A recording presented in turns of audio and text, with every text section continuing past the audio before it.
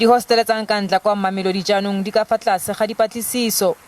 Go latofadiwa gore maloko a setlhopha sa Boko Haram a na tsaya meago ka dikgoka mme a e hirisa.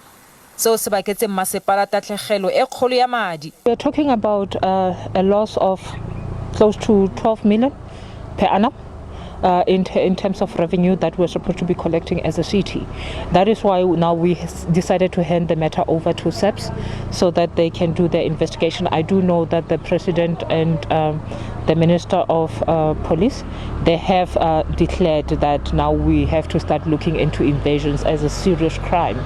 Setlhopha seo se sale se tlhasetse motsesetoropo mme se laela borakgwebo potlana go duela madi a tshireletso.